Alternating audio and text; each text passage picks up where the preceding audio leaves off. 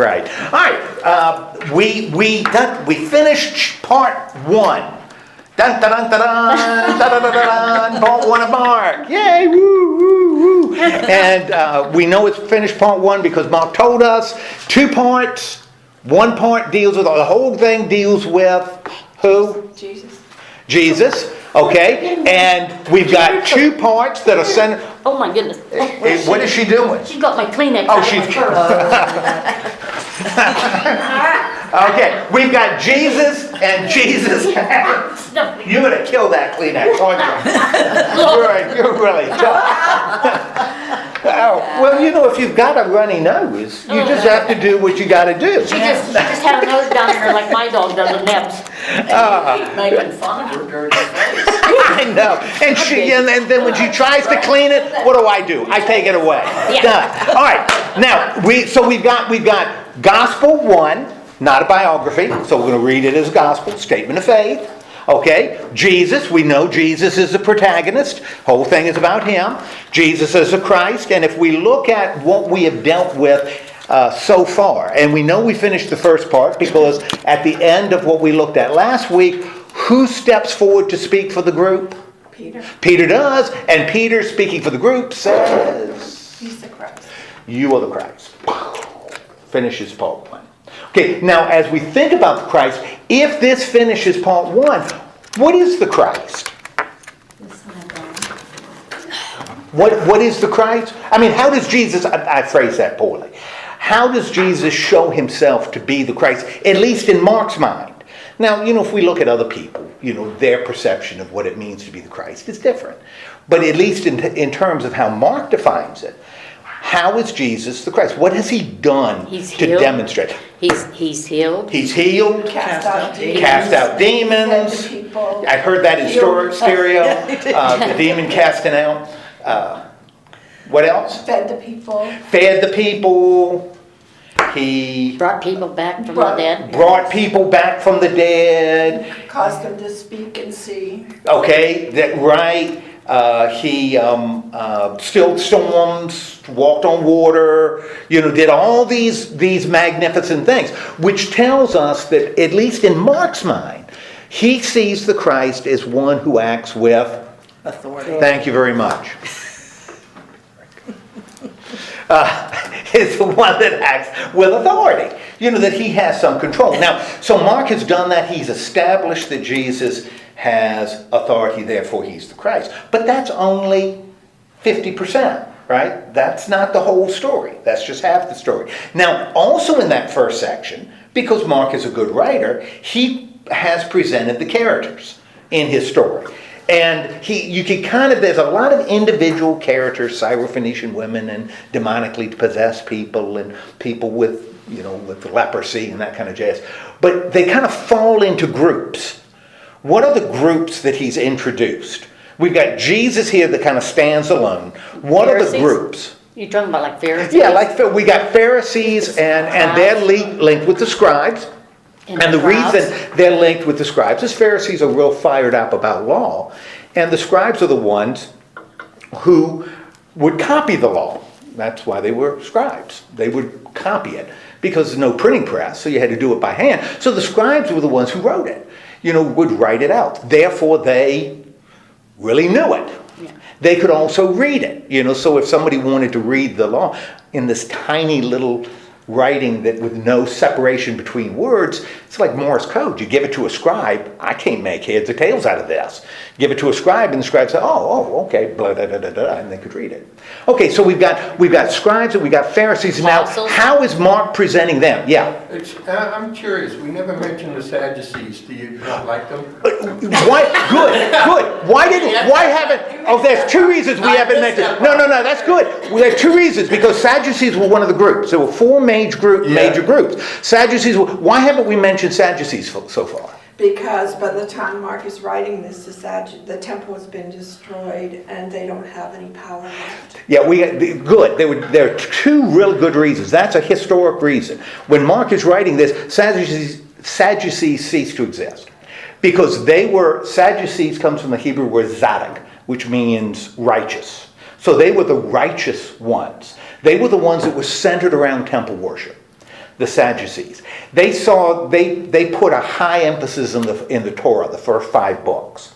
That's where their focus was, boom, on those first 5 books, particularly around temple worship. And they were viewed as sort of the pillars in society. They were the righteous ones, because they really, really believed that. Temple worship. Well, when you tear down the temple, They don't have a job. what do you want to do? You can't, it's not like you could sacrifice other places. A Sadducee would never say, oh yeah, we'll just build a new temple somewhere else. Can't do that. The temple had to be where? In Jerusalem. It had to be there. And so when the Sadducees, when the temple's destroyed, Sadducees are gone. Zealots are gone because they're all killed off. Masada, when the Romans destroy, they mass suicide. The Zealots are gone, Sadducees are gone. The only 2 that are left are a group called the Essenes, and they are sort of like monks. They hang out in monasteries. Well, you don't worry about monks in monasteries because their goal is to separate themselves from the world. Physically, not only spiritually, but physically. So the only group that's left are the Pharisees. And if the Sadducees saw the temple as the center of their worship, the Pharisees saw the law as the center. If you asked a Protestant and a Roman Catholic to define Christianity, define their faith, somewhere a Roman Catholic would talk about the church. Because the church is center to Roman Catholic faith. The institution of the church is the way God communicates with us. A Protestant would hopefully mention something either about the Bible. A Pentecostal might mention tongues, as a way to be close to God, as their way they get close to God. So even among Christians you have different. If you asked a Sadducee, what brings you close to God? What brings sacrifices in the temple? Is the law important? Yeah, the law is important, but it's sacrificing in the temple. The Pharisees would say, following the law. Well, what about sacrificing in the temple? Oh yeah, that's important too, but the law. And what becomes amazing is when the temple goes, you still have the law. And Romans love the Pharisees. Because what the Pharisees said is, let us. Because Pharisees don't want everybody to follow Jewish law. They don't want Jewish law to be the law of the land. What the Pharisees said is, you let us, in our communities, follow the Jewish law. And we'll pay our taxes. And we won't cause trouble. We're not going to look to convert anybody. We won't cause trouble and we'll pay our taxes. You just let us follow our own law. And the Romans said, Yay. Wow, what a deal.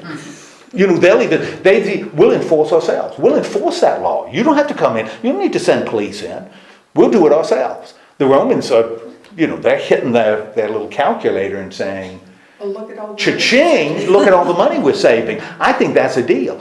And so that's why the Pharisees were able to continue to exist and even prosper. Did the Pharisees write the Talmud? Well, yes, absolutely. That's coming from Pharisaic. That's the Pharisaic strain. Yeah. Because the Sadducees didn't see the prophets as important as the Torah. The Pharisees did. So that's why the Sadducees don't have a lot of the other theology, like end-of-life theology, that the Pharisees had, because they really took apart the prophets and they developed the Talmud. So that's coming from that Pharisaic tradition. Now the other reason, and maybe even the most important reason we haven't mentioned it, is that to this point, Mark hasn't mentioned it. Mark, he hasn't mentioned. Sadducees aren't going to show up in Mark until the very end. And with that, question about, that dumb question about the person getting married and, it was to make fun of life after, life in the resurrection. Well, yeah, that was one of the things that separated the Pharisees from the Sadducees, was the resurrection. It was a goofy question. It was one of those, can God create a rock? Yeah. Too big for God to move. It was a trick question that came from the book of trick questions. It was just a goofy question that they used to trap, people, make them feel embarrassed. Anyway, so we got the Pharisees, and the Pharisees are presented as as bad. They are the antagonists of the bad guys. Then we've got Crowd. crowds, and where do the crowds stand? In the middle. They are in the middle. We don't know about the crowds. Crowds may be good, crowds may be bad, we don't know. They're sort of in the middle. What else do? So we got the crowds we're not sure of. We get little hints because people in the crowds, they follow him around, but nobody in the crowd has expressed anything close to faith. And even some people in the crowds have done stuff contrary to what Jesus wanted. So we get little hints that about the crowds, but they're still kind of nebulous. They haven't taken a stand. And then what's the other group? The apostles. The apostles. Yeah. So at the end, by the time we get to this place in the gospel, we've got Jesus, and then we've got apostles, crowds, Pharisees, right? Now we're going to see, now that we're in the second part, that's going to start to, where they stand begins to shift a little bit. Although there's no indication to this point that the disciples, the apostles, are showing any kind of faith. In fact, I mentioned this before, when you look at what are called parallel stories, and that's a story in Mark, but also in Matthew and Luke, where Matthew and Luke probably took Mark's story and kind of reshaped it a little bit. A lot of times Matthew and Luke will put in that they have faith. I mean, like the confession at Caesarea Philippi. If you read Matthew, Peter says, "You're the Son of God." In Matthew, that's the confession. Mark, it's "You are the Christ." In Matthew, it's "You are the Son of God." Well, see, Matthew then sees something very different going on. Jesus has proven himself to be Son of God to that point. That's not the case in Mark. So they're all of them viewing it slightly different. They're all viewing it Isn't slightly that the different. way that each of us see God too? Absolutely. And that's why if we want to, and again, I've had a discussion with somebody about this, if you want to get bent out of shape about it, do it. But I think it's silly. And you really don't understand what the Bible has traditionally intended to be. If you wanted one story about Jesus, you should have had only one gospel. They could have done that, just accepted Luke. And Luke was the gospel. The other three are there, but Luke is the gospel. But we didn't do that. We put in, the early church put 4 gospels that are obviously, they're not stupid people, are obviously different. I think that's because everybody has a different background Sure. to see through, so that it touches everybody's life. Absolutely. And you have to speak in languages that people can understand, which may speak to the youth. Like we talked about the miracle of the healing when they dropped the man through the roof. And in Mark it says they dug a hole in the roof and dropped him. And in Luke it says they removed tiles and they dropped him.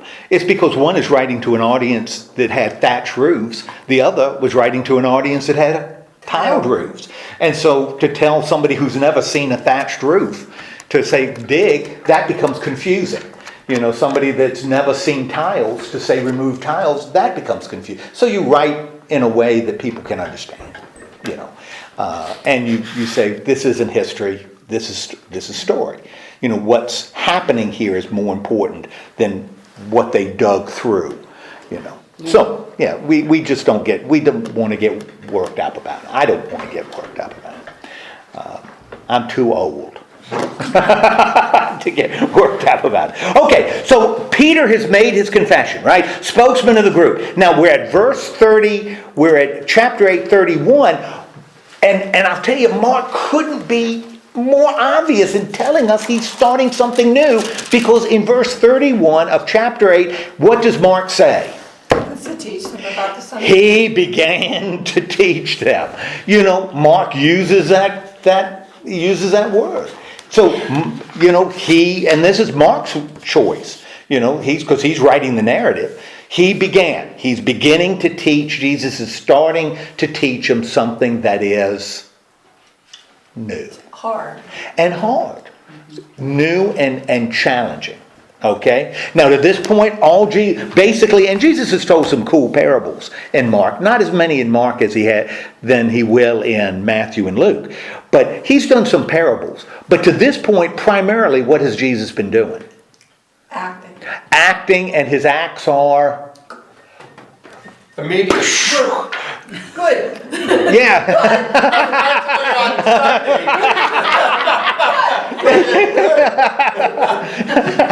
You always get me with the wrong one. But we're just relying on your insight, Ed. Can you hold up Sunday next time? Well, he's done spectacular things. And that's what he's done. Now he's going to do something. He's going to begin to do something that is different. And what's the content of the new lesson? In Mark? Jesus must suffer. That the Son of Man, right? Mm-hmm. Now the Son of Man, kind of interesting. Because he doesn't say, I am going to suffer. He says, the Son of Man is going to suffer, right? And what else? And be rejected. And be rejected and Be killed. be killed and Rise again in 3 days rise. Now, when he's saying Son of Man, to whom is he referring? I'm sorry. He's referring to himself. Now, But why? we don't know that. Well, we don't know. They in the story they don't. Yeah. Right. But they seem to. They seem to know that he's referring to himself. And when you look at Son of Man, that becomes an interesting title, because you think of what the words actually mean. Son of Man. What would Son of Man, to what would a Son of Man refer? In other words, who would be a Son of Man? All of us. All of us. Every single One of us. male. Well, son. Yeah. it says man. Every single male would be a son of man. So, that's a title that was used to refer to mankind, humanity. Every person in the human race is a son or daughter of Man. another, of a man, of a person. That's just biology. So so when Jesus uses this to refer to himself, he's really claiming a very human title, to refer to himself. The Son of Man. Why wouldn't he, though, since the culmination of this is going to be the Son of God? We're going to finish that at the Son of God. Why wouldn't he say Son of God? The time's not right. The time isn't right. That's right. Because Jesus hasn't done what that's going to make the time right? Died. He hasn't been crucified. He hasn't been crucified. And it's going to be on the cross that the first human being says, Son of God. Son of God. And so if he starts using this title now, again, we're talking about being confusing. What? Son of God? Son of God suffers? Well, everybody suffers. Son of God dies? Well, every Son of Man dies. Doesn't make him unique. What makes him unique is that he initiates the resurrection, 3 days later. And so it's going to be something that's really, really distinct to him. Right now, the people in the story can't know, although they seem to, the way Mark shapes it, because of the way Peter reacts, they seem to be aware of it, that he's referring to himself. But we, the reader of the story, we know what? We know exactly who he's talking about, right? Because we know what? That the people in the story don't. That he is Christ. We know the story. We know the end. This isn't like the people who got Mark didn't read Mark and say, whoa, crucified him. Boy, I didn't think that was coming. Nobody reads Mark. Mark wasn't left in hotel rooms so that somebody would read it, like a Gideon Bible. Everybody who read Mark knew the story. Everybody who heard Mark knew that Jesus died and rose again. This is explaining what leads up to this. And it was still hard for the apostles to believe the suffering and the fact that he was actually going to rise. Absolutely. Well, why, looking at what he has been doing to this point, why would this be so difficult and we know how do we know that it was hard for the disciples, the apostles, to hear? Because they believed he was coming as the King of Kings and Lord of Lords, as the Messiah. Absolutely. And what in Mark tells us that this was hard for them to understand. In fact, they couldn't understand. What does Mark do to make sure we, the reader, know that these apostles have no clue? He has to keep explaining the parables. Well, you're right, closer to home in this passage. What does Mark do in this passage that tells us that those disciples don't have a clue? Because they rebuke. Yeah. Jesus rebukes them. Peter comes out to him and says what? No, Stop this ain't doing it. gonna happen. It can't Yeah. be that way. It has to be the way we know it's gonna happen. And we know it's going to happen because of why? Why do they know exactly what should happen? Because that's what he's been doing. You know, what should Jesus do next week? Well, let's see. He fed 5,000, he fed 4,000. I think 3,000 is coming up pretty soon, right? And look at all the power base that he's building with all these people, and then we will have an army.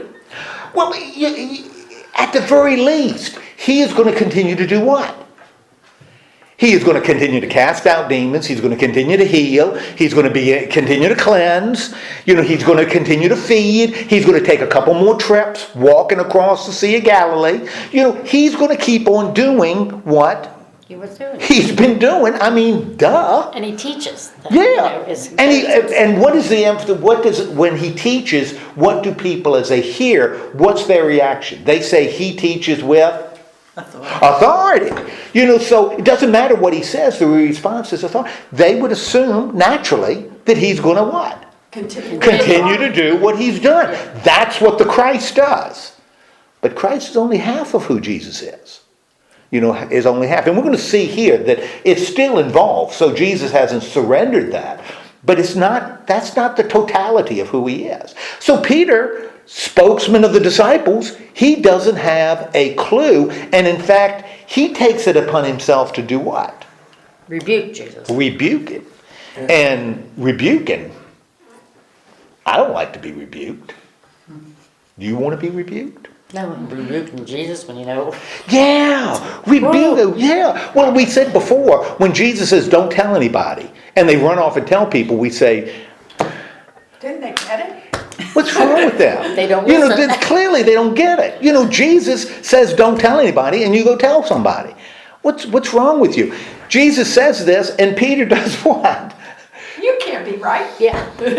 Don't you know how it's supposed to go down? Yeah, that's right. You know, he rebukes him. So they don't know. This is a new message that doesn't fit with how they see him. And it's not like they have this great faith and they kind of know what's coming. You know, they don't. They really don't. And this is what makes it even more dramatic is Peter has just done what? You are the Christ. Yeah. You are the Christ. And within 5 verses, he's doing what? Jesus, you can't be talking that way. What's wrong with you? You know, just to bring something that's interesting here, my Yeah. wife will probably hit me before I get Well, there. I'll keep it in mind. okay, I appreciate that. It says here, he'll be killed and after 3 days rise again. Mm-hmm. Friday night dies, Saturday night, Sunday night, Monday night. It would be 3 days. Mm-hmm. Yeah. Is that so everybody says if he was crucified on Friday, how could he arise on Sunday? Well, It isn't 3 days. Tradition. yeah, and the 3 becomes important. And why would the 3 be important? That it'd be 3 days. Because it has to be 3 days for him to be legally Yeah, that's right. dead. They both are. You know, you talk about a perfect number. That 3 is a perfect number, and that was one of the ways you could tell if somebody was really dead. Yeah. I mean, you put them in the ground. 72 hours. If they were alive when you put them under the ground, in 3 days, They'd be dead. they ain't alive anymore. And you know, these people aren't stupid. You know, they talked about, but they don't understand science, and we. You know, we'll understand science in 1,000 years better than we do today. But, you know, so they assume because people sometimes appear dead, but woke up. You know, that wasn't radical. That was unusual, but not radically unusual. You know, it's not unheard of. So, you know, the assumption was, well, how can we explain this? Well, we explain it that the Spirit or is still somewhere. God's Spirit is still hovering over them for 3 days. So the possibility of them waking up is still there. But after 3 days, if they ain't woken up, they ain't waking up. That was why Lazarus was such a great story, because he was 4 days. Exactly. And that was a very intentional thing. That Jesus, that's why, well, why would Jesus delay? Well, Jesus delayed because he needed to be in that hole for over 3 days. You know, and that becomes the miracle, you know. So he didn't really mean it. Didn't really mean what? 3 days. Well, in here, I don't know. I think the perfect that, I think I don't know, he meant maybe. 3 days. Well, maybe he did, yeah. I would defer to that. I would probably defer to that. It says in the scripture that he'd rise in the middle of the week, which is Wednesday. He would Have to see how they define day. Yeah. Whether a part of a day is a day, I don't know. So, but he says this, right? And Peter says no, and Jesus says what to Peter? Which is kind of interesting. Get me behind me, Satan. Get behind me. Now, you break this down. Get behind me. Why does that become kind of a dramatic thing for him to say to Peter? Remember how Peter was called? He was called to do what? Peter was called? Yeah, when Peter was called, Jesus said to Peter what? Follow, right? Follow. And if you're following somebody, where are you going to be? He's gonna Behind him. Behind. With Jesus saying, what is Peter doing? He wants to be the leader now. He's moved up in front, right? He's not following anymore. He's directed. And so your place, Peter, is not in front of my face. Your place is what? Behind my back. That's your place. And why does he call him Satan? That's pretty dramatic. That's Satan's attitude. Yeah. He wants to be ahead of God. Yeah, what does Satan do? What does Satan do? Steal and destroy. There's one thing that I think, and I always call Satan the great distractor. Satan distracts us. Now, Mark doesn't go through those 3 temptations in the wilderness, but Luke and Matthew do. And you look at those temptations, Satan doesn't make Jesus do anything. All he does is what? Tempt him. Yeah. Jesus, Get your eyes you're on the hungry. prize. Look at those. I bet you could change that rock into a loaf of bread. I mean, Satan doesn't say, boom, you're a loaf of bread. Eat. All he does is distracts. That's all Satan does. It's just distracts.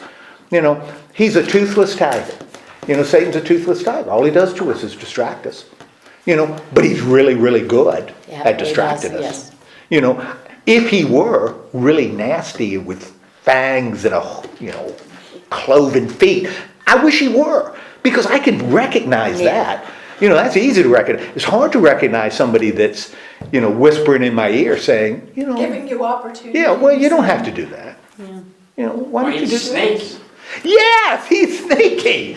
That's And his way to get around. He sneaks in and whispers a little something in your ear, and next thing you know, you're following what he said. I tell people that all the time. Envision, in counseling, envision that there's a little guy on your shoulder, whispering in your ear.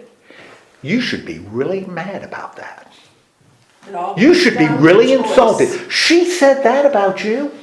That should really tick you off, shouldn't it, Barb? Yeah. Ron did that. You should really be mad at him. Immediately. And that's what immediately. Yeah, right. That's what we hear. And what is it? That's Satan just whispering, and then we do it, and Satan does this. Yeah. One That's example. back and small. All Yeah. comes down to choice. Yeah. And how often do we do it? All the stupid time. And what does it That's tell the us? reason why I got this one here. She keeps. So you got Satan on one side and you got Peg on the other. Okay. You better listen to me. Well, Peg. She has authority. Yeah. Immediately. But I mean that's what we're looking at, and that's what he's doing. That's what Satan is. That's what Peter's doing. I'm going to try to distract you from doing what you know you need to do. And Jesus, you don't have to suffer. You can keep on doing what you've been doing, and you can do it for 20 years, and you will become all kinds of popular, and maybe lead an army, or maybe just be real famous and live and die comfortably in your seat. That's what you can do. And proclaim God all over the place. But that's not who he is. Because that's right, he came to suffer, be rejected, and to die, and to rise again. That's why he came. So anything else is a distraction. And that's what he says. That's why you're thinking about what?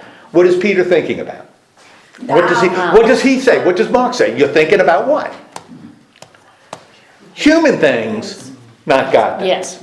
Well, Peter always did try to after Rock tried to prevent Jesus from doing some things, you know. Sure. And, Because but I think it's really, Peter spoke for the group earlier on when he said you are the Christ. I think he's speaking for the group now. I think all of them. So it wasn't like Peter, the other ones were saying, oh, don't do that. Yeah. I think they were all, yeah.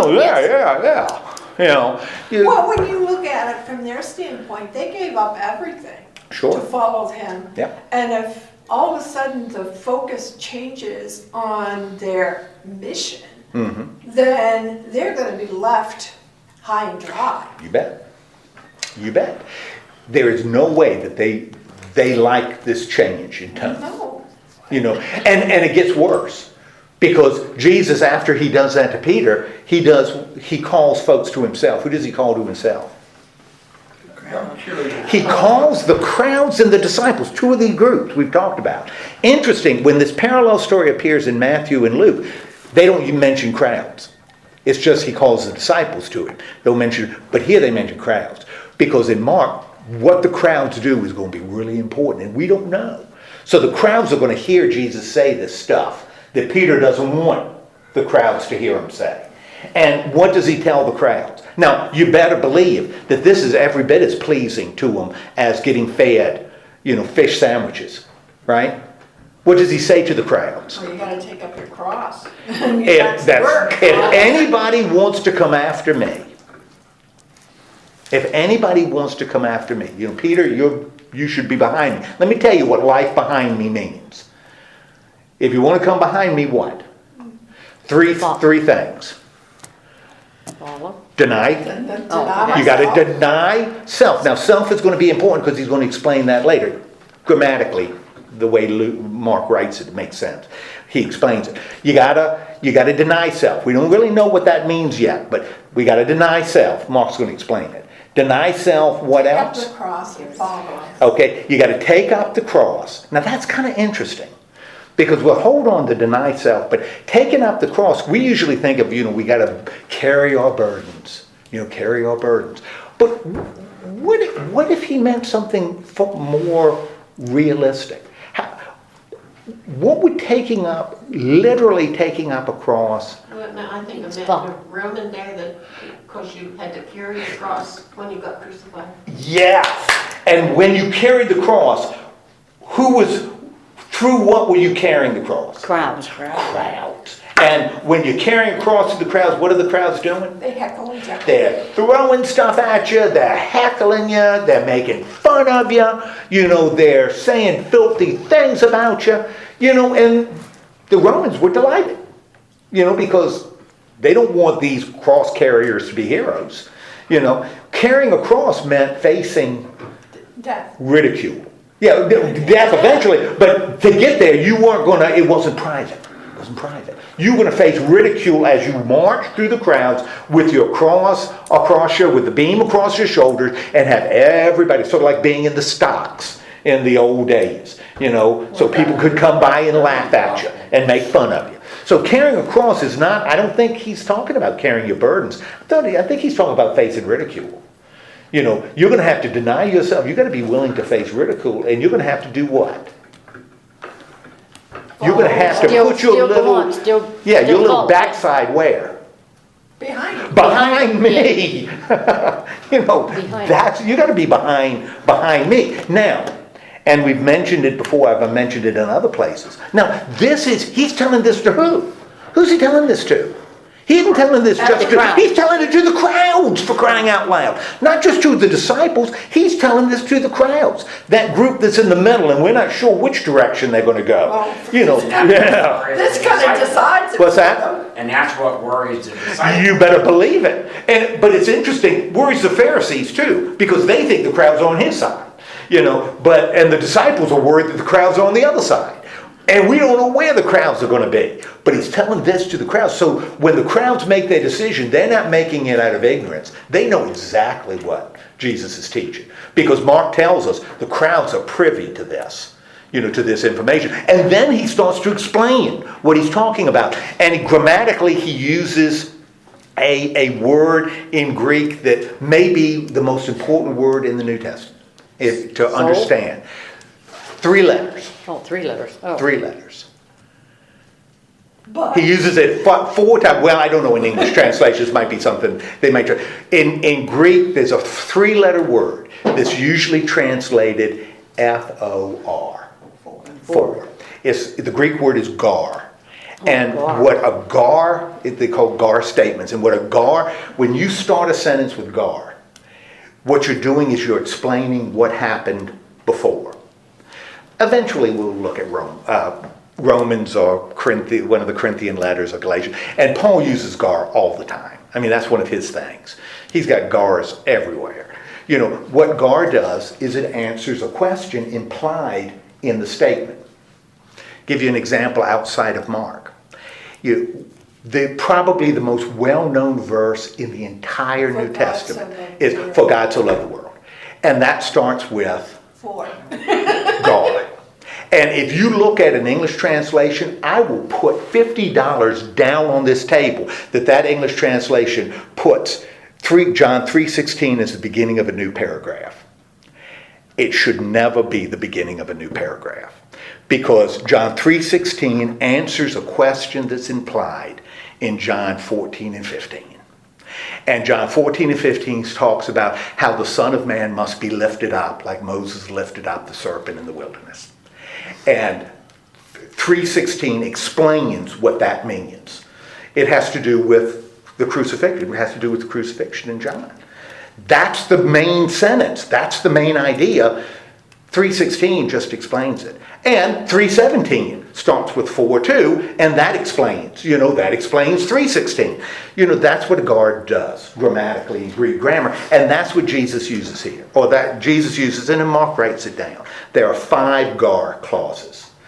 He's explaining what that means: taking up your cross, denying self, taking up your cross, following me. And once the first reading, now he's going to start talking about this denying self.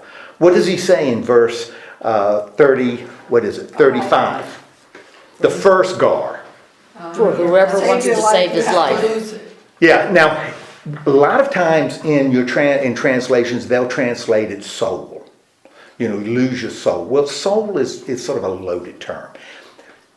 It's not soul. It's not soul. It's self. It's you losing yourself. You're not denying. It's the same word used earlier. You're not denying your soul. You're denying your self.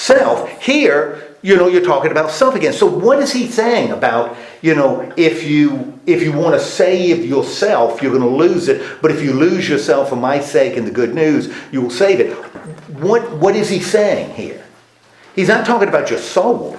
He's talking about yourself. And what do you think that would mean? You would only serve Christ by denying the things that you want and giving yourself to Him totally. Remember, the problem with Peter was he was focused on human things. Yes. And if you focus on human things, you're focusing on self. You're focusing on self.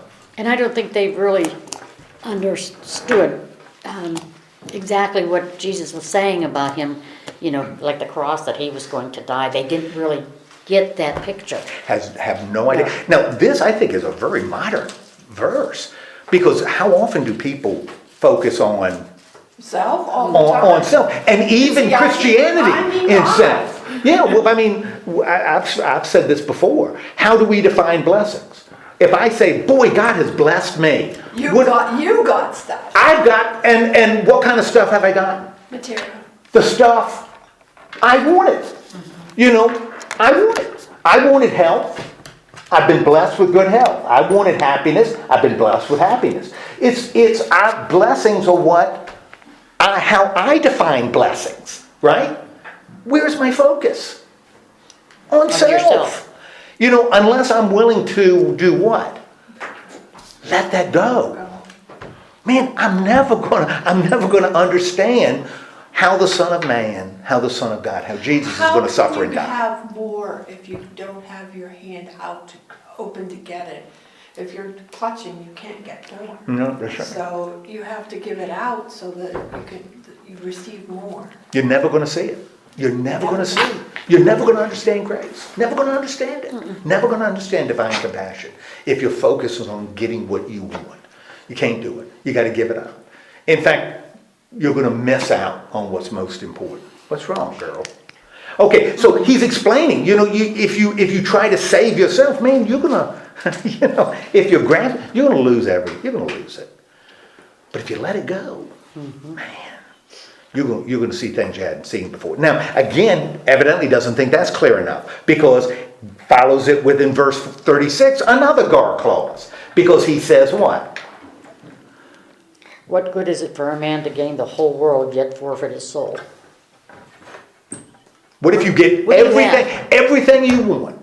You get everything you want. You have nothing left. But you've You lost don't that have identity. anything. That's what I mean. You Yeah. have nothing left. If you have everything you ever wanted, But you still you have don't have. nothing. You have nothing. Yes. You still have nothing because it still won't satisfy.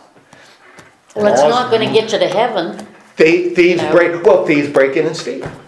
Moths And this eat, is the same word, rust, so corrupt. it's 2K. Absolutely. It's Yeah. the same life. Absolutely. Same thing. So he's explaining, what he's meaning.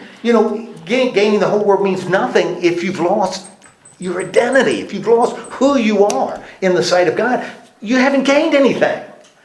And then, because evidently we still don't understand it, in verse 37, we got another guard clause.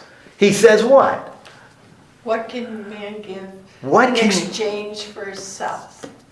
For his soul. Nothing. I mean, what can you give to get back? There's nothing. And then, again, he's explaining in verse 38, because we got another guard clause. Let me tell you what I mean by losing yourself. And what does he say in 38? If anyone is ashamed of me and my words, in this adulterous and sinful generation, the Son of Man will be ashamed of him when he comes to his Father's glory with the holy angels. In other words, The focus has to be on God. what did Peter do? Focused on human things, right? Mm-hmm. Man, if you're focusing on human things, you're going to miss it. You are just plain going to miss it. If you focus on self, you're going to miss it. Now, do we focus on self? Heck yeah. Yes. Are we going to continue to focus on self? Heck yeah. What does that mean? We gotta work harder. Yeah, that we are sinful, Yes. and we're not perfect. And perfection is not a possibility, but we can be better.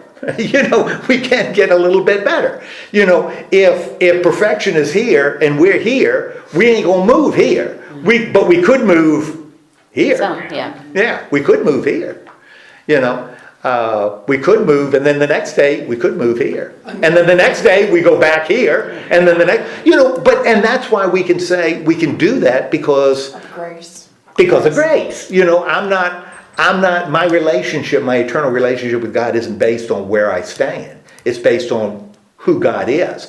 Therefore, if I stand here, that's great. If I stand here, I may feel bad, but I'm not dropping out of grace. I'm not separated from grace. So this is how and what's important is he's saying this to what people? The crown. He's saying it to the crowds. And the crowds who are still, picking fish bones out of their teeth because of the meals they've gotten, they're listening to him and they're saying, I don't think I want this part. huh? I only want this. Huh? I want When, this. I thought this time we'd get tartar sauce. Come on, let's start healing. What? Okay. So we've got this lesson that Mark throws in right at the beginning, that this is a new day. This is a different lesson. This is a new story.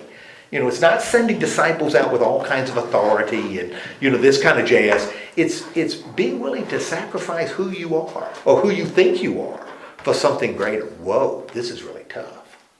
And it's hard for people to give up. They think they've earned this, so it's hard for them to give it up. And are they willing to give that up? That's. Sometimes I think it's better if we say, it's better for me, and I won't say y'all, better for me. If I say, I've just made a mistake. I hadn't done it right. I hadn't done it well enough. than to say, well, let me spiritualize it. Let me figure out how I actually did good here. I wasn't looking after self. I was looking after you, even though I benefited from it. Yeah. I think it's better, but you can only say that when you believe in grace. You can only say, I screwed up. I screwed up. And that's because I'm a good Calvinist. That's one of Calvin's things. We sin in our best efforts. We always sin. Not sinning isn't a possibility. But that's why we have grace. So when we're sinners, we can say, God, I blew it today. Forgive me. Tomorrow's a new day. Maybe I won't blow it tomorrow. I'll work to not blow it tomorrow. Okay, so we've got that lesson, boom, stark, right at the beginning of this new section. Now, we kind of 6 days later, right, in a new chapter, we're shifting gears. Well, can we go Yeah. back to the Oh, I'll tell okay, you the the truth. people standing there. Yeah. I tell you the truth, that some of us standing here will not take that before the kingdom of God comes with power. I'm sorry. No, I think that's a great question. I think that's, I think that's Mark. I think that's what Mark expected. I think that's what the early church expected. Okay. Yeah. I think that question's got to be answered in chapter 9. Well, it's all the synoptics, all the gospels have this same quote in Matthew, Mark, and Luke. Yeah. Mark is a little different because there's no appearances after the resurrection in Mark. Jesus never makes an appearance after the resurrection in the Gospel of Mark. It would seem as though Mark had the same view that Paul had. And Paul, when we read the Thessalonians, 1 Thessalonians, Paul seems to think Jesus is coming back like tomorrow.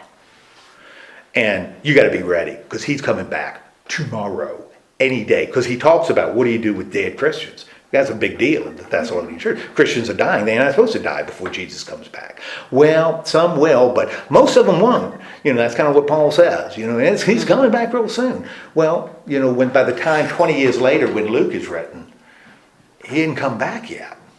He hadn't come back yet. When Matthew and Luke were written, Jesus, it's been a long time. And Jesus hasn't come back. And a lot of Christians are dying. In fact, second generation Christians are dying. How do you explain that? Well, that's why Matthew and Luke do something different, than Mark. Clearly they interpret it in a different way. I think as Mark uses it, Mark expected Jesus to come back right away. Well, it says at the end of chapter 8, he said, I'll be ashamed of him who's ashamed of me. Right.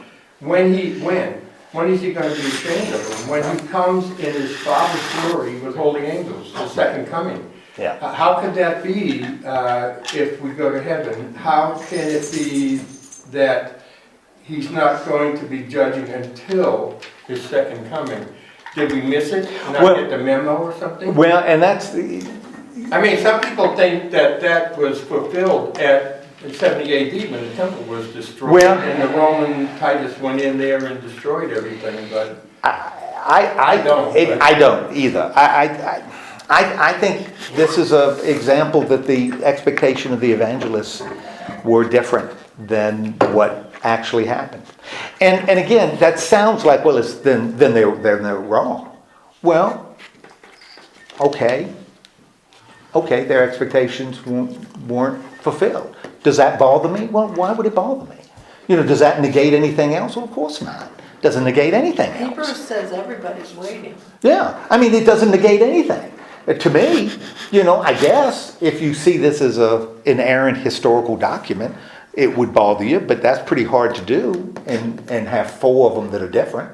So if that's what you want to do, go for it. But you're going to have other problems. It doesn't bother me that the expectation, they expected Jesus to come back right away. And he, what?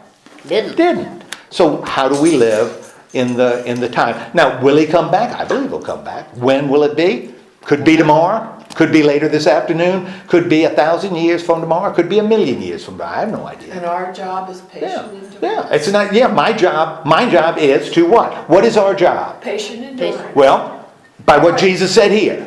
Wait. Deny self, take up your cross, follow me. That's what my job is. How do I do that? Love God, love neighbor. Duh. How long will I have to do it? I don't know. For as long as you live. Yeah, as long as I live or until Jesus comes back, yeah. you know. But that's what we're going to do, you know. So anyway, but I didn't mean to skip it because it's there. I just think it's one of those things that, now, I know, I'm sorry.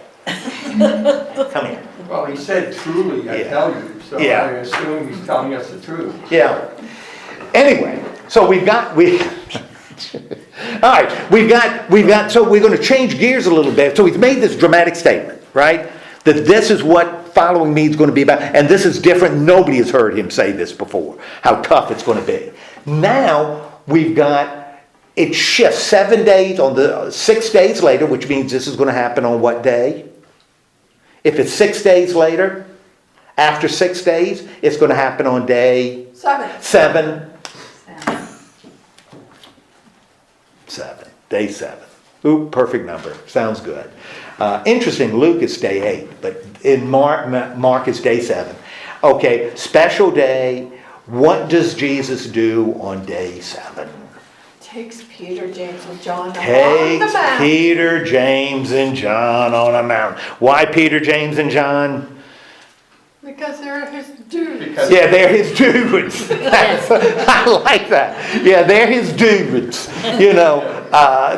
They're his posse. And 3 is a perfect number. Yeah, 3 is a perfect number. They're his dudes. Poor Andrew, because Peter's brother, James and John are brothers, and then Peter. So you think about Andrew saying, oh, again. Left behind. Oh, Peter, Peter. Everything. Sort of like the Brady Bunch. Yeah. Marsha. Peter. I guess so it's like a Peter. But this is his inner group. And Peter, James, and John do a lot. But they aren't any sharper than the rest. Peter, James, and John do some pretty boneheaded things. So they are not the epitome of faith and wisdom. Good things are coming up. Take them on the mountain. On a mountain. Why would we be going on a mountain? Closer to God. Closer to God. Mountains are closer to God. Boy, this sounds theologically full, really important. So he goes up on a mountain, and what happens on the mountain? Transfiguration. He experiences a metamorphosis in Greek. A metamorphosis. A change. That's kind of cool because we think metamorphosis like caterpillars, but that's a Greek word. He experiences a metamorphosis, but it's kind of interesting. He is transformed, and how is he transformed? He became dazzling white. He becomes dazzling. Have you ever seen on television?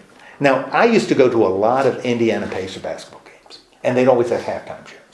And there was one halftime show, and I remember it. But I've seen it on TV too, like America's Got Talent or whatever it is. Have you ever seen that? It's a husband and wife. I think the husband and wife. Like the quick change. Yeah. And he'll do a curtain, like move a curtain around her, and she completely changes. Yeah. Or throws glitter, and she completely changes. Yeah. That's kind of what happens here. Yeah. She's changed. But it's the outside. There's no suggestion that Jesus changes Inside. on the inside. It's just that his clothes become dazzling white. Whiter than Anyone ever would see. And this is one of those awkward things in Mark that Luke and Matthew clean up a little bit. It's really, really awkward the way Mark writes it. But he becomes white. Now, the fact that he's in white clothes, what does that mean? Righteousness. Oh, righteousness, Jesus has got to But be it's important. also Pureness. exemplary of Revelation. Sure. We're talking about what's happened. When you go back, it's, showing the kingdom of God. It is a divine image. It's a divine metamorphosis. He acquires, or he appears, makes the appearance. But that's why it's important inside, doesn't it? It doesn't happen. It's the outside. He has this divine appearance. Same thing. We're going to see this again. When are we going to encounter somebody turning all white? When are we going to encounter white clothes? At the resurrection. Yeah, at the tomb. The guy in the tomb is wearing white. Because it's a symbol for divinity. It's a symbol of Pureness. purity. Anyway, glory, that kind of jazz. Okay, he's transformed in front of him. Glory, heaven, all this jazz. Who appears with him? Elijah. Elijah and Moses. You got Elijah and Moses. The Now, law and the prophets. Okay, law and the prophets. Now, why Elijah? What makes Elijah a big deal? He was the one that went up in the chariot. Chariot, went up, fiery chariot. Therefore, Elijah, what? He was good. Didn't die. Elijah didn't die. 2 people in the Old Testament didn't die, right? Enoch didn't die. Elijah didn't die. And that's why in Old Testament, a lot of extra Old Testament writings, Enoch and Elijah become really important as people who talk about the end. Because they never died. So evidently they're still living. And so the assumption is that Elijah was going to come right before the end. When the end came, Judgment Day, resurrection of the dead, Elijah would be the one who would show up. Also in the Old Testament they talk, in Moses, Deuteronomy, a prophet like me will arise, So Moses, symbol of the law, is also expected at the end. Interesting, he lists Elijah and Moses. He doesn't say Moses and Elijah. So he puts the emphasis on Elijah.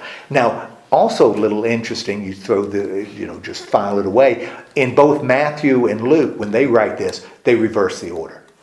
Matthew and Luke put Moses and Elijah. Mark says Elijah and Moses, which clearly Mark then sees Elijah as more important than Matthew and Luke's. Matthew makes a lot of sense because he's big on it. And how did they recognize Moses had been dead for centuries and so was Elijah? How would they recognize Elijah? He had name tags, had a little name tag, said, "Hello, I'm Elijah. Kiss me, I'm Moses." I don't know what, but that's why we don't worry about how would they know? Yeah. They don't know. That's why this is a story. They show up, but it's interesting that... But we know it because Mark told us. Because Mark tells us. Well, that's exactly right. And didn't they recognize them? Elijah and Moses? Well, how would they?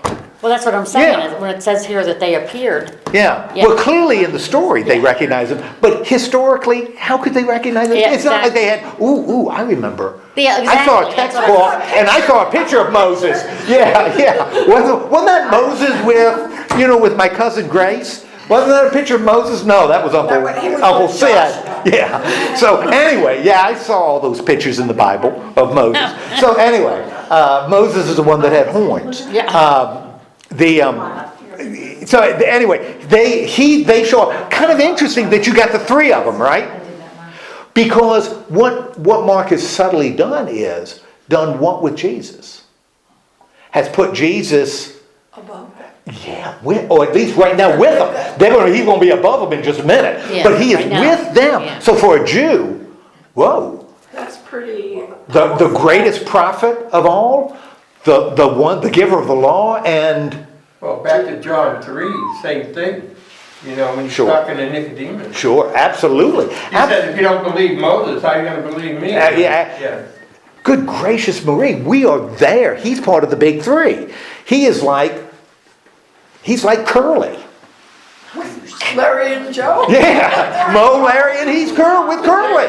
He's right there with them. Yeah. Okay, well, I've sort of digressed a little bit. But he's right there with the law and the prophets on the same level. And then Peter, because Peter is really sharp, Peter is really astute. What does Peter say? It is good for Rabbi. It's good for us to be here. Yeah, I wanted to, I'm glad you're here. We'll build you some houses. Could I have We your found autograph? something too we want to pull out. What's that? Oh, I thought Elijah was John the Baptist. Hold that thought. Hold sorry. it. No, Alice, you're good. That's good. Yeah. Because hold that thought. Because Jesus is going to say something at the end of this. Okay, good. Now, so we got Moses and Elijah, and Peter says something really boneheaded, really stupid. And it's so stupid, Jesus doesn't even say, Peter. She wants a joke. Can I have another? Yeah. I mean, it's sort of like ignored. And Mark tells us that Peter said it. Why did he say it? He was afraid. Because he was afraid. Now, the other evangelists don't say Peter was afraid. They just say he didn't know what to say. But Mark says Peter was afraid. Mark is far harder on poor old Peter than the other ones. So he said Peter was afraid. Yeah, he's that's why he afraid, said yeah. something so stupid, and that's the way we're supposed to read what he says. We're going to build them tents, little pup tents for the three of them. They could spend the night together. Maybe he's talking about permanence. Maybe Peter wants them to stay for a while. I don't know. But it's a dumb thing for him to say. And Mark tells us it's dumb because Peter was afraid, and that's what motivated it. And then what happens? The cloud appeared. Ooh, a cloud appears. Now, clouds are a big deal. Because clouds in Hebrew, kavod. And kavod, it can also be translated glory. Clouds. Oh, glory. Glory. That's why when the people of Israel were being led through the wilderness, during the day, at night, fire, during the day, a cloud. When Ezekiel, in his vision of the temple, when Jerusalem was destroyed, he saw the kavod, the cloud, leave the temple before it was destroyed. Ooh, clouds are heavy-duty things, represent glory of God. What was on the mountain? Glory of God. Cloud on the mountain. Okay. What happens? So cloud happens. What happens with the cloud? It enveloped them. It And the envelops voice- them. Have you ever been enveloped? In a cloud. Yeah, that's not good. You got to talk in cloud. Yeah, this is an odd thing. And who speaks? God. God speaks from the cloud. And what does God say? That this is my son whom I love. Listen Now. to him. I love Wait. listening to him. I'm experiencing deja vu With all John over the again. Baptist. We have heard this before. When did we hear this before? John the Baptist. Well, with John, when he was baptized, right, with John the Baptist. But how was it different? You remember how it was different? That was way back in chapter 1, which, by the way, creates a neat little parallel. That we got the voice from heaven at the very beginning of that first section, and now we've got it at the very beginning of the second section. But how was it? What did that voice say in chapter 1? This is my son and I am, In whom I am well. in whom I am. Whom I love, and I'm well. Please. What does he say? What does he say in chapter 1? What does the voice from the cloud? After heavens were ripped apart, remember it was ripped apart, like you're tearing cloth, and the voice comes from heaven, and the voice says, you are my son, whom I love, with you I am very well pleased. good. Yeah. And now what does the voice say? Whom I love, listen to This him. is my son, Listen to him. Whom I whom love. I love. Yeah. Listen to him. How are they different? Yes, the first time he's talking to Jesus. And the The next second time, he's talking to James. he's and talking John to and James Peter. and John and Peter, and through them he's talking to us. Us. So this is not a voice to Jesus. This is a voice for the people who are there. And that's why he doesn't say, in whom I am well pleased. He says, listen to him. Now what has Jesus just been saying? I'm going to die. I'm going to die. Ooh, that's bad. What else has he been saying? You're going to suffer. You're going to suffer. Whoa. Listen to him. It's interesting that Peter, the one that up there is told him he wasn't going to suffer, and now God is telling him, listen to him. You are going to suffer. Yep.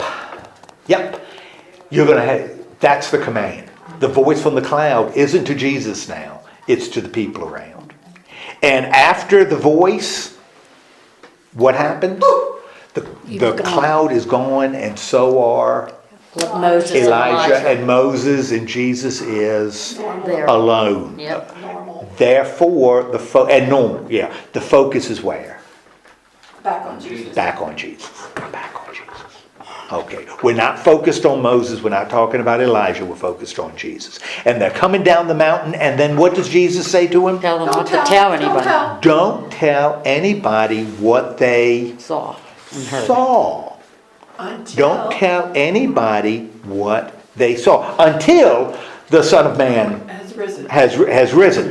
Why is he saying don't tell anybody what you saw? Because it's not time. It's not time. I was gonna say, yeah. Now is the time to do what? Man, we know that. Now is the time to do what? Wait. What else? Believe. follow. What else? What else? God just told us. Now is the Listen. time to listen. Now is the time to listen and not talk. Now is the time to listen, right? And what do the disciples do? They discuss it among themselves. Yes, they discuss them among themselves. Okay, and But now, only the ones that saw it, from what that implies. what's that? Only the ones that saw it happen, they kept it to We themselves. kept it to themselves, right? Now, Alice, this is your question. There we go. In verse 11. This is your fault. Because they ask him the same question Alice asked. What are they asking?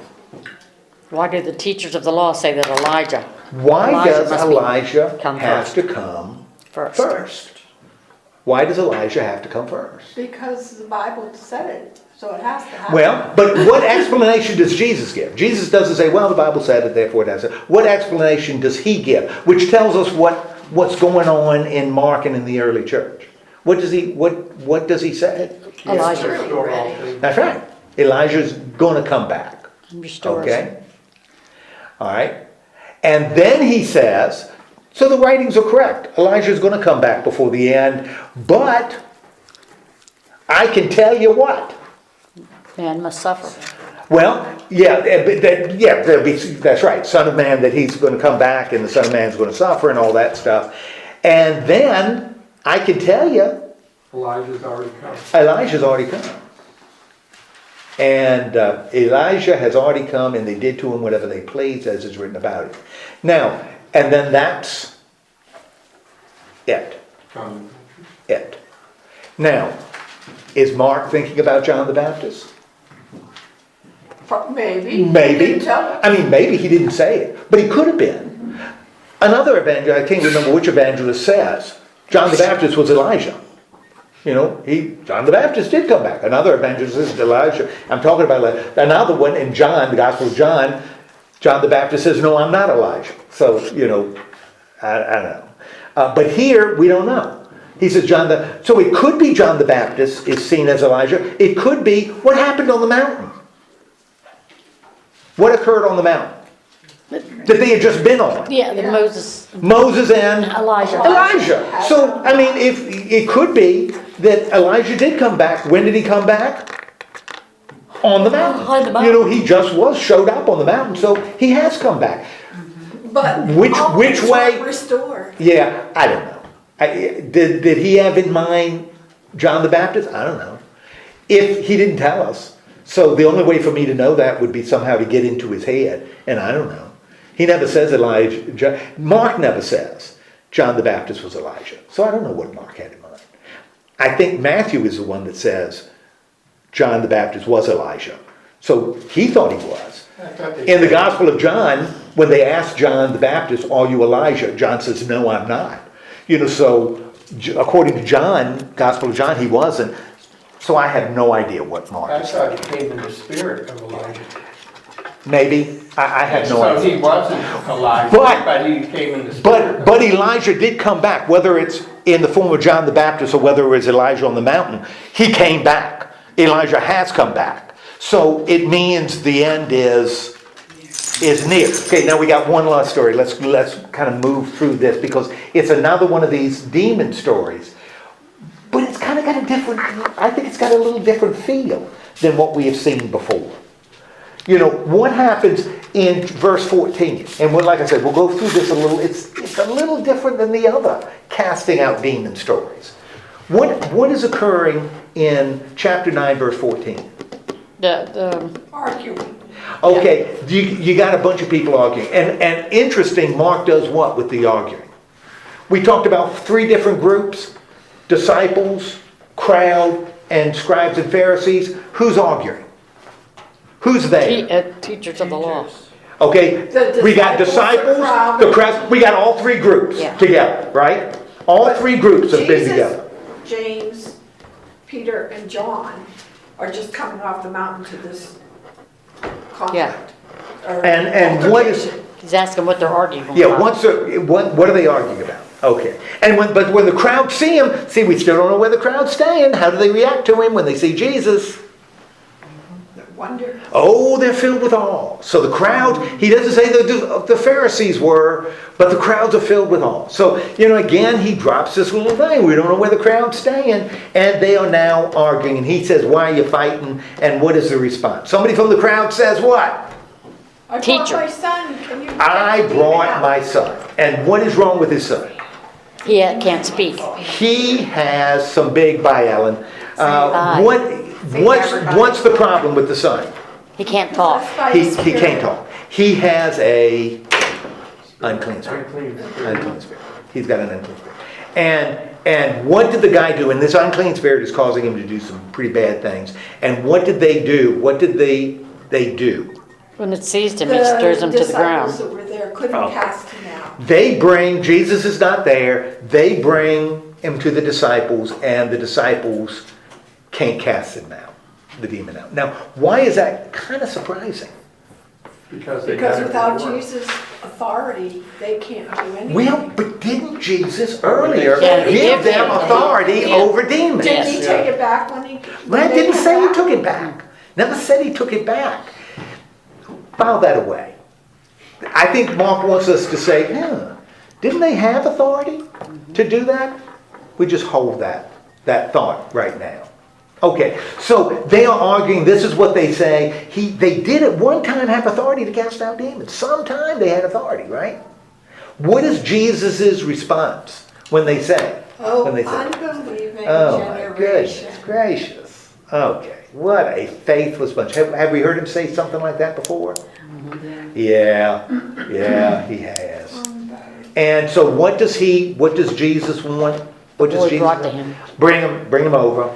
And what happens when he's brought over? The demon. Oh, boy the into a kid, fit. the Yeah. kid is convulsed and he's rolling on the ground and he's foaming at the mouth. And Jesus says to the Father, How long has it been? how long has this been going on? And what is the response? From childhood. From childhood. In fact, the demon is doing what to him? Trying to kill him. Trying to kill him, throw him into fire. My gosh. Cast him into fire. Now, what's the condition of the boy? He must He's be rigid. pretty, scarred. He is scarred on several levels. If he's been thrown in the fire, he's got a lot of scars Yeah. he's carrying around. And what is the condition of the father?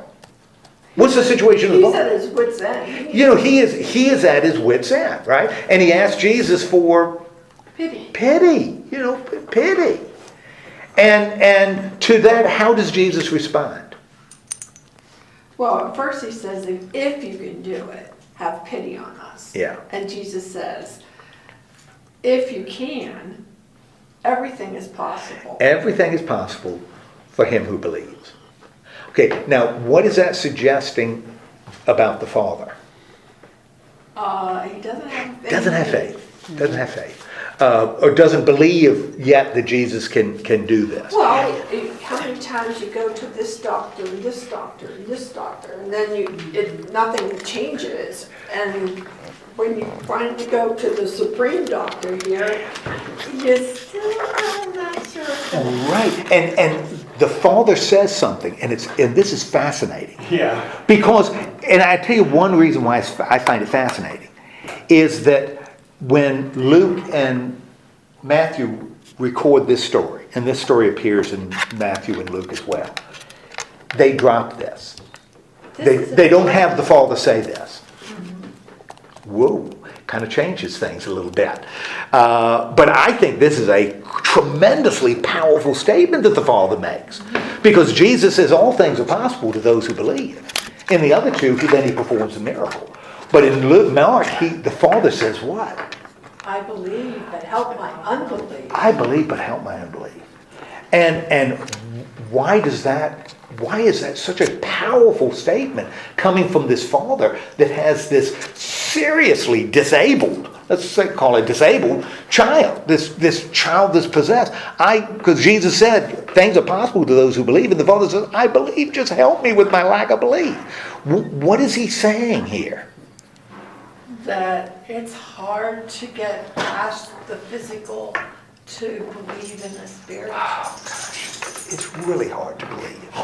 And maybe faith isn't like a light switch. Maybe faith isn't like a light switch. maybe it's not off on.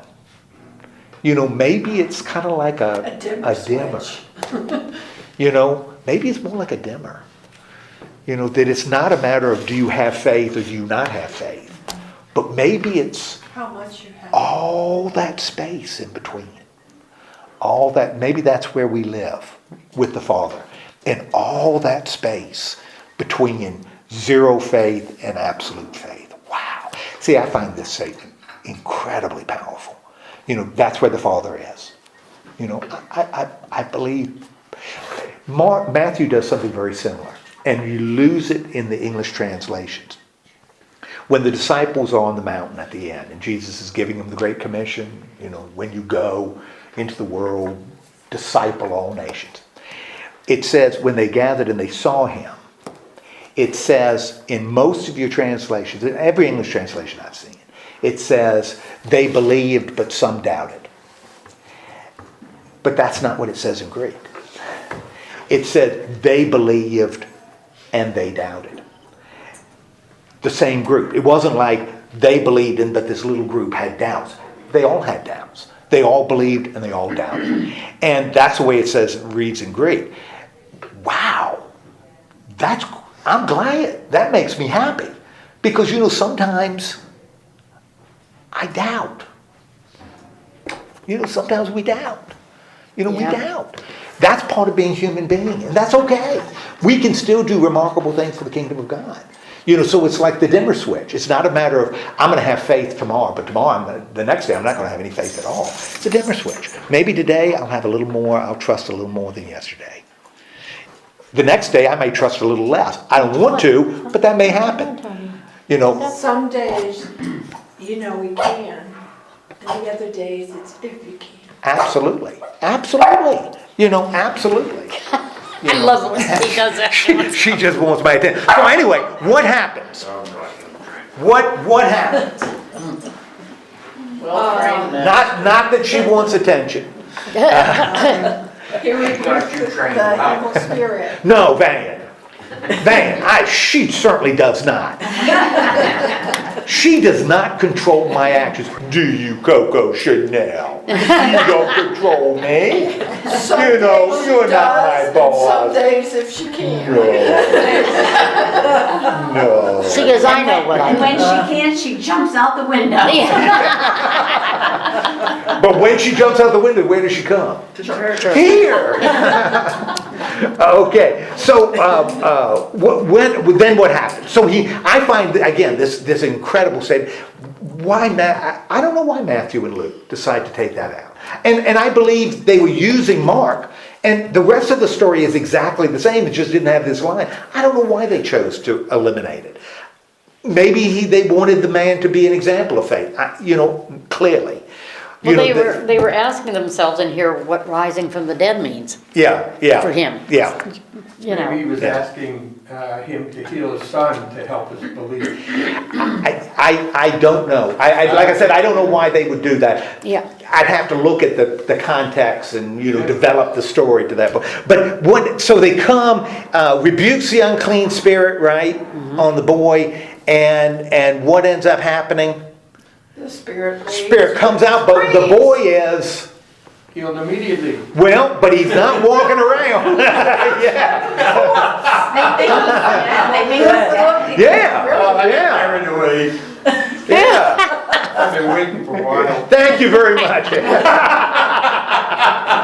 Well, it's like I would tell people, we can eradicate the AIDS virus from every human being. We can do that. We've always been able to do that. That's not hard to do, right? It's not hard to eradicate AIDS from a human being. There's only one problem. And what's the problem? You don't live through it. You got to kill the patient. Yeah. If you destroy the patient, you can destroy the virus. So we can destroy the virus. We just have to destroy the patient. And we don't want to do that, right? We can get the demon out of the kid, right? The problem is, we're going to lose the kid, right? Yeah, the kid's not going to live through it, right? The demon coming out. And the people say he's dead. But what does Jesus do? Took him by the hand. Take him by the hand and enabled him to stand. Again, he touch becomes a big deal. He takes him by the hand and touches him. And so the boy is restored to His father. his father and to life, because he wasn't living before. No. But now he's alive in fullness. Now, it says after that, the disciples respond. Why couldn't How we come drive couldn't it do out? it? They go out and take him privately. Kind of interesting. When Mark has Jesus taking the disciple privately, we, the readers, start thinking what? Are we just going to teach them something? He's going to teach them something, and if he's teaching the disciples something in private, who also hears the lesson? We do.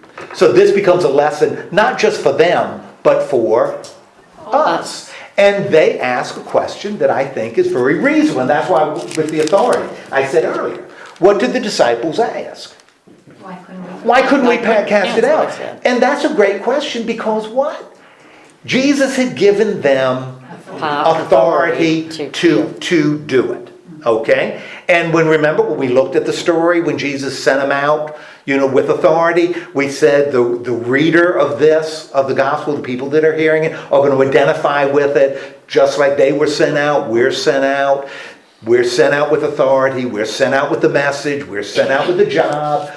That's our message, right? Well, the question is, we're not able to do all of the things Jesus can do. He tells them why. And then he tells them why. Only by prayer can come Yeah, sometimes... out. Like this. Yeah. There you go. Oh, good. Sometimes what? Sometimes only by prayer when it comes. Sometimes... But by using prayer, self is not doing it, God is. Sure. Yeah. And if we try to do things on our own, it falls. Right. So only through prayer, allowing God to work through us, can things happen. Kind of explains why sometimes we can't do what we think we should be able to do. Because we think we are. Yeah, because we think we should be able to do it. But again, really a powerful message for the church later. Why in heaven's name are we not being able? Why can't we do it? Why can't we heal people? Why can't we do this? Well, sometimes you can't. You're not God. You're not God. Yeah. And this, again, this becomes kind of an interesting thing, pulling them aside. The message, a little message to the church later, and to us, sometimes we're not able to do everything we'd like to do or think we can do. Okay, what is the key point in this as we move into this passage? What becomes what has happened in the passages we looked at today, in the stories we looked at today? That the work only gets done through trusting God to get it done. Okay, we've got an emphasis on trust. What Prayer. else do we have? We got prayer. What else? And I'm thinking of the whole thing, everything we talked about. Okay. What has Mark done in his gospel? He's changed it from authority to compassion for the people around him. Okay. To ease the father's burden of the child. He healed him rather than just the authority healing. Right. He changed his focal point on it. We've got to change, right? We're talking now about suffering that we hadn't talked about before. We talked about death, that the Son of God, that Jesus is going to die. Hadn't talked about that before. Now we're getting into what does it mean to be a Son of God. We know what it means to be Christ, but now we're getting into what does it mean to be the Son of God. And it's interesting. I love this healing story because, like I said, the tone is different. I mean, when he was casting out demons before, usually it was in a synagogue and people were in awe by the authority and it was very dramatic and all. This is different. It starts with an argument, when the disciples are frustrated and, he's showing compassion on a very personal level with the man and the boy dies and he brings him out. This is a healing But it has a different vibe. It has a different feel than those spectacular healings we saw in the first half. Those healings are done. Now when Jesus heals, there's a different feel. There's almost an undertow. The inability of the disciples to do this. We didn't see this before, that the disciples failed and Jesus will have to come in and succeed. It'll happen again. Bartimaeus, it'll happen with Bartimaeus. But it also shows us that we have to follow Jesus. We can't that's right. work That's right. outside of him. That's right. That's right. The following becomes more real, more tangible. Okay, well, thank you so much. Next week we'll look at Mark 9:30 through 10:31. And again, we're still working on what does it mean to say Jesus is Son of God? Son of God. What does it mean to say Jesus is Son of God? And we're exploring it. And as we explore it, I'm going to tell you something. Be prepared. The disciples are going to get worse and worse. They are going to become a motley bunch. And they're going to say things that you think, what are they thinking? What is going on inside their heads? How could they do that? But that's what they're going to do. That's what they're going to do. So let's have a word of prayer. Lord God, thank you so much for giving us this time together. Bless us as we go about our living. Remind us that it's really about following you. It's not about getting what we want. Instead, it's about serving others as you would want us to serve them. So help us to do that. Help us to, deny ourselves tomorrow a little more than we did today, and help us to simply trust you. In the name of Christ we pray. Amen. Amen.